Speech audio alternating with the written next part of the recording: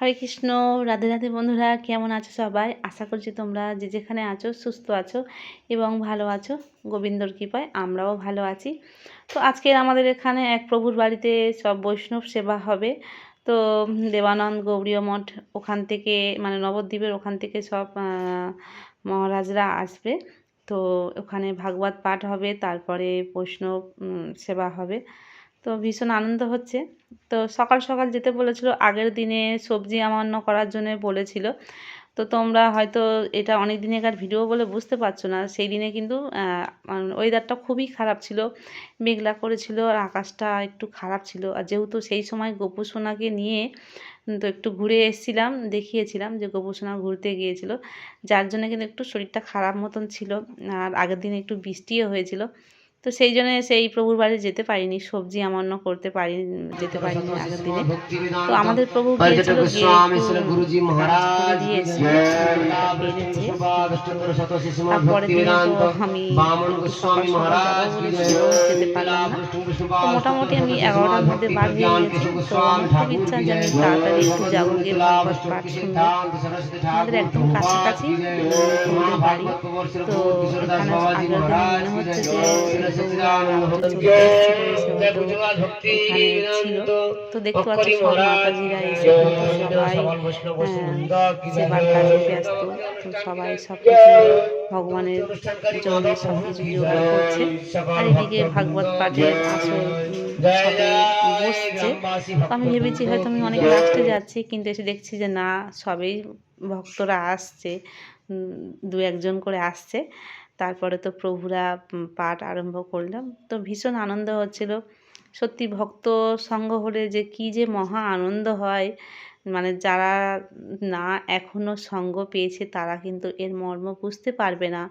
শুধুমাত্র দেখে হয়তো মনে হবে যে কি এদের সঙ্গে গেলে কি এমন বা আছে। কত জায়গায় হয়তো যেগুলো জড়জগতে হয়, গান বাজনা, মানে এইসব যে খাওয়া দাওয়া এইসব, তাতেই কিন্তু বিশেষ করে ক্ষণিকের জন্য আনন্দ, ওই আনন্দই কিন্তু মানে খুঁত আছে, ওই আনন্দই মানে কোনো ভক্তি নেই তাতে, কিন্তু মানে হিংসা আনাআনি এইসবের বেশি সৃষ্টি করে। কিন্তু এই যে ভগবত ধামে গেলে, এই যে ভক্তর সঙ্গ হলে ভগবানের যে কি অসীম কৃপা, এই যে এখানেই স্বয়ং ভগবান মানে উপস্থিত আছে এখানে।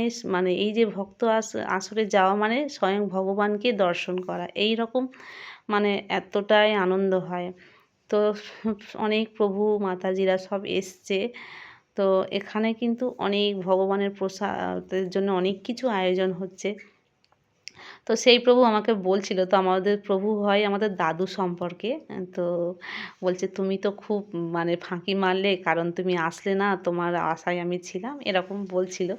কিন্তু আমার তো একটু শরীরটা খারাপ ছিল, কিন্তু আমাদের প্রভু এসেছিলো। তো যাই হোক, দাদু একটু মজা করে বলছিল, তো খুব আনন্দ লাগছিল। তো অনেকক্ষণ পাঠ শুনেছি। সত্যি বলতে পাঠের ওখানে বসলে এমনিতেই চোখ থেকে জল এসে যায়, এত আনন্দ হয়। কোনো দিন ভাবতে পারিনি যে এই রকম মানে এই যে জগতের মধ্যে আমি আসতে পারবো। তো এসে যে আমার নিজেকে নিজে এত গর্ব বলে মনে হয়। সত্যি শুধুমাত্র শুধু ভগবানকে মানে ধন্যবাদ জানাতে দিয়ে ভগবানকে এরকম করবো না, কিন্তু শুধু ভগবানকে আমি বলি যে তুমিই একমাত্র পারো সবাইকে এরকম উদ্ধার করতে। তো আমার মতন পাপীকে তুমি এরকম মানে জগতে আনতে পেরেছো, তাতে আমি তোমার কাছে মানে সারা জীবন যেন তোমাকে এরকমভাবে মানে চরণ সেবা করতে পারি, সব যুগে যুগে যখনই মানুষ জন্ম নিতে পারবো, এই রকম ভাবি। তো এখানে ভাগবত এতে সবাই প্রণাম করে তারপরে এখানে মহারাজদেরকে একটু করে যে যেরকম পেরেছে ভগবানের উদ্দেশ্যে নিবেদন করেছে। তারপরে তো এখানে দাদুদের এখানে ভগবানের মন্দির দর্শন করা হয়নি। তো তারপরে ভগবানকে দর্শন করলাম, করে ওখানে তো ভোগ আরতি হলো। তারপরে সবাই প্রসাদ পেতে বসা হলো। তো দাদুরা একটা ভুল করেছে, কি আমাদের তো বৈষ্ণবদের জন্য চেয়ার টেবিল হয় না, বৈষ্ণবদের সবসময় মাটিতে বসে খেতে হয়। কিন্তু দাদু তো অত বুঝতে পারে না, এমনি যারা সাধারণ মানুষ আসবে তাদের জন্য চেয়ার টেবিল করেছে, আর এমনি ভক্ত যারা তারা মাটিতে বসবে। কিন্তু এই নিয়ে তো একটা গন্ডগোল হয়েছে। তো তো যাই হোক, তারপরে সবাই মিলে প্রসাদ পাওয়া হলো। তো আমাদের প্রভু প্রথমে প্রসাদ দিচ্ছিল, ভক্তদের দিচ্ছিল। তো আমি তো আমার খুব খিদে লেগেছিলো, আমি আগে বসে পড়েছি। তারপরে প্রসাদ পেয়ে এখানে আমাদের যারা মহারাজরা এসেছিলো তাদেরকে একটু প্রণাম করলাম।